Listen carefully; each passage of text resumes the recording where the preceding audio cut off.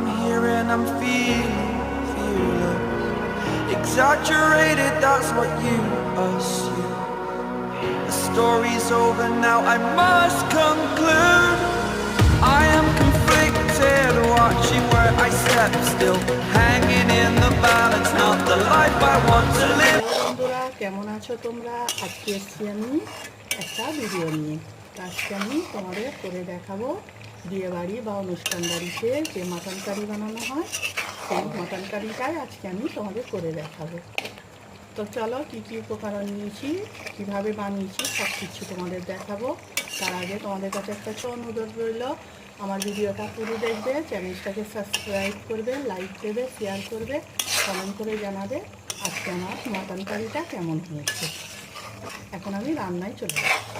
রান্নাটা শুরু করেছি আমি, তার জন্যে একটা তরকা প্যান নিয়েছি। আমি গ্যাসের তরকা প্যানটা বসিয়ে দিয়েছি, গ্যাসটাও অন করে দিয়েছি। প্রথমে আমি একটা মশলা তৈরি করে নেব। এখানে এক টুকরো দালচিনি নিয়েছি, 4টে এলাচ, 4টে লবঙ্গ আর 15-20টার মতন গোলমরিচ নিয়ে নিচ্ছি। ওকে একটু ভেজে নিচ্ছি।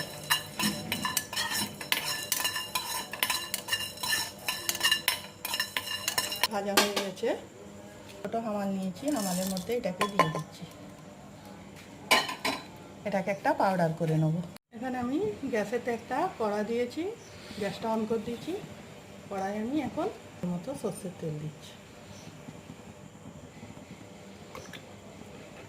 600 গ্রাম মাটন নিয়েছি।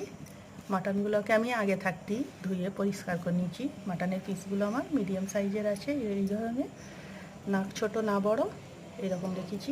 মানে চর্বি আছে আর 4-5-6 পিস মানে কলিজাও আছে তার সঙ্গে। চলো এখন এটাকে আমি রান্না করে নিচ্ছি। তেলটা গরম হয়ে গেছে, এখন ফোড়নের জন্য দিয়ে দিচ্ছি 4টে এলাচ আর 2টো তেজপাতা। একটু নাড়াচাড়া করে নিচ্ছি। এখানে তেলের মধ্যে আমি কিছুটা চর্বি দিয়ে দিচ্ছি, তার সঙ্গে দিয়ে দিচ্ছি এখানে একটা বড় সাইজের পেঁয়াজকে আমি এইভাবে পাতলা পাতলা করে কেটে নিয়েছি, এর মধ্যে দিয়ে দিচ্ছি।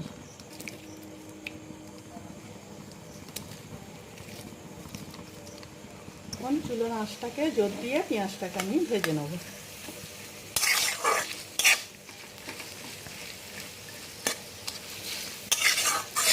এখানে পেঁয়াজটা আমার ভাজা হয়ে গেছে, তো পেঁয়াজটা আমার ভাজতে 6 থেকে 7 মিনিট সময় লেগেছে। এখন আমি এর মধ্যে কিছু মশলা দেবো। 2 চামচ মতো আদা রসুন বাটা নিয়েছি, এর মধ্যে দিয়ে দিচ্ছি। আদা রসুনটাকে পেঁয়াজের সাথে একটু ভালো করে মিশিয়ে নেব। এবারে আমি যে মাটনটা নিয়েছিলাম ওই মাটনটা এর মধ্যে দিয়ে দিচ্ছি।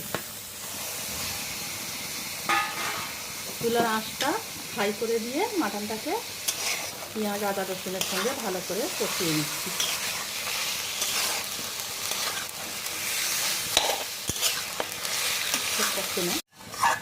এখানে আমার মাটনটা কষানো হয়ে গেছে, দেখতেই পাচ্ছ কালারটা অনেকটা চেঞ্জ হয়ে গেছে। এখন এর মধ্যে আমি কিছু গুঁড়ো মশলা অ্যাড করব। এখানে নিয়ে নিচ্ছি ধনে, লঙ্কা, হলুদ, জিরে আর কালারের জন্য কাশ্মীরি লঙ্কা, ছোট 4 চামচের হাফ চামচ করে সব কিছু আমি নিয়েছি। দিয়ে দিচ্ছি স্বাদ মতো নুন। এখন এগুলোকে আমি ভালো করে কষিয়ে নিচ্ছি এর সঙ্গে। এখন আমি পানি দেবো না, এখানে পানি আমি দেবো এখন।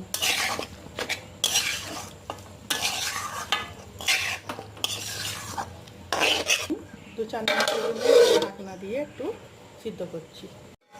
আমি 2-4 মিনিট পরে ঢাকনাটা খুলছি। আমি ঢাকনা দেওয়াতেই 1-2বার নেড়ে দিয়েছিলাম। দেখো মাটনটা অনেকটা সিদ্ধ হয়ে গেছে। এখন এর মধ্যে আমি বড় সাইজের টমেটোকে এইভাবে পাতলা পাতলা করে কেটে নিয়েছি, এর মধ্যে দিয়ে দিচ্ছি। টমেটোটাকে ভালো করে এর সঙ্গে মিশিয়ে নিচ্ছি।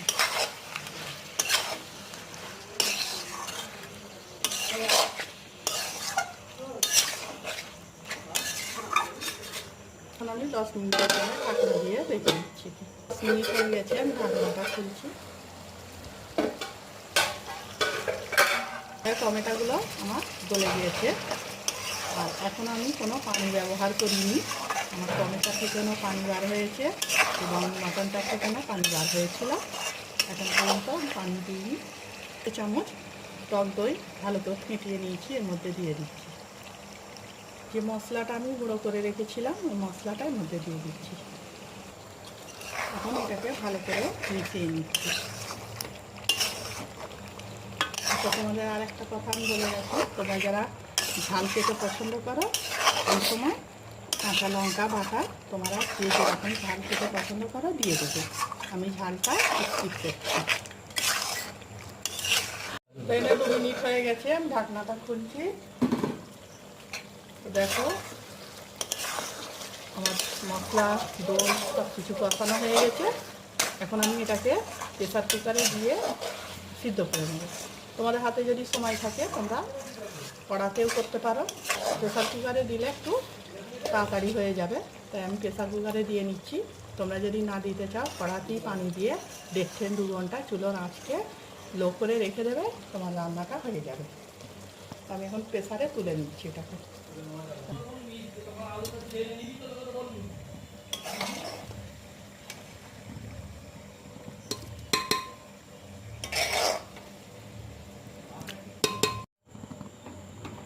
এবারে আমি পানি দিচ্ছি।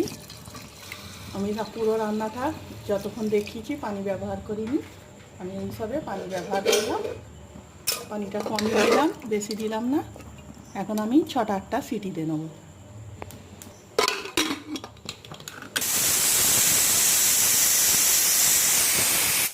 তো এখানে আমার 8-10টা সিটি হয়ে গেছে। আমি এখন চুলাটা অফ করে একে রেস্টে 10-15 মিনিট রেখে দিচ্ছি। এখানে আমার 10-15 মিনিট হয়ে গেছে, রেস্টে ছিল। এখন আমি ঢাকনাটা খুলছি। তো দেখো রান্নাটা আমার কমপ্লিট হয়ে গেছে। আমি এখন এটাকে আবার ভেঙে নিচ্ছি।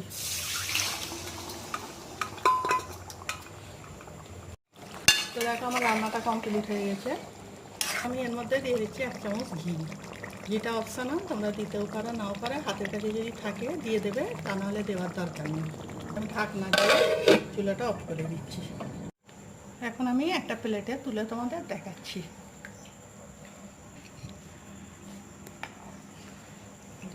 খুলে গেল।